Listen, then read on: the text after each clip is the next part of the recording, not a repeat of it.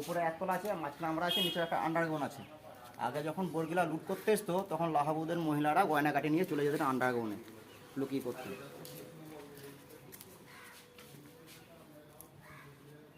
আর এই পাঠশালাতে হচ্ছে রামকৃষ্ণদেব মানে পড়তে বসতেন, যখন যোগ দিত করতেন, বিয়ে করতেন না, বলতো যোগ মনে ভক্তের সাথে যোগাযোগ, মানে কাটাকুটি বিচ্ছিন্ন, চাল করা বিদ্যা আমি শিখতে আসেনি।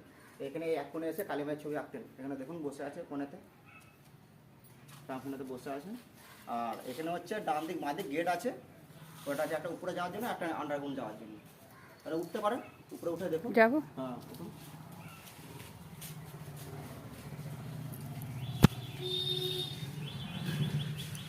আর যেতে পারতেন তো রাস্তায় ওই রাস্তায় করবে কিন্তু পুরো পরিষ্কার কাজের সময় গেলে ওটা ভিতরে আসবে। ওই দিকে যেতে গেলে বেশি সময়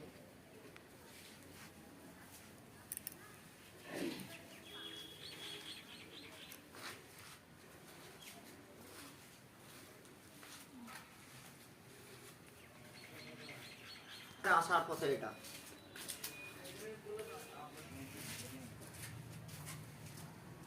এটা হচ্ছে বিষ্ণু মন্দির, তিনতলা বিষ্ণু মন্দির। এই নিচেটা হচ্ছে আন্ডারগ্রাউন্ড, মাঝখানে আছে তিনতলা আন্ডারগ্রাউন্ডটার কারণ হচ্ছে আগে থেকে বন্ধুরা যখন আক্রমণ করতো তখন এই জঙ্গলটা মনসম করে দিয়ে নিচে লুকিয়ে পড়তো, আবার চলে গেল। আরেকটা কারণ হচ্ছে ঠাকুরের যখন পড়াশোনা ভালো লাগতো না। লাহাবাবুদের গহনা ফেরত মানে? এটা হচ্ছে রামকৃষ্ণদেব যখন বিয়ে করতে যাচ্ছিলেন তখন তো রামকৃষ্ণদেবের কাছে যখন গয়না ছিল না, এখানকার যে জমিদার ছিলেন ধর্মদাস বাবু, ওনার একটা কন্যা ছিলেন প্রশ্নময়ী দেবী, উনি বিয়ের সময় গয়না রামকৃষ্ণদেবকে বিয়ে দিয়েছিলেন। দিয়ে রামকৃষ্ণদেব যখন গয়নাটা নিয়ে বিয়ে করতে গিয়েছিলেন সারদামাকে সাজিয়ে তখন এনেছেন। তারপরে একদিন হচ্ছে সারদামা ঘুমোচ্ছিলেন, তারপরে গয়নাগাটি নিয়ে পালিয়ে যাচ্ছিলেন জমিদারকে ফেরত দেওয়ার জন্য। হ্যাঁ হ্যাঁ, ওই জন্য এটা দেখিয়েছে যে এটা ফেরত দিতে যাচ্ছেন গয়না ফেরত। আচ্ছা, গয়না ফেরত। আর এর জন্য বাংলারা এক কাটা ৬ শতক বেশি জমি ঠাকুরের বাবা। আর এটা আছে রাসের সময় এগুলো সব বেরিয়ে ওখানে রাস পুজো হয়। ঠাকুরের জন্ম হয়েছিল সামনে এটা সব দেখাবো, এটা রাস মন্দির আছে বলতে। রাসলীলা। যখন ঠাকুর হয় ১৫ মাস তখন অজ্ঞানে পড়েছিল। ঠাকুর ঘড়ি ঘড়ি উনুন ধান দুটো উনুনে পড়ে গিয়েছিল।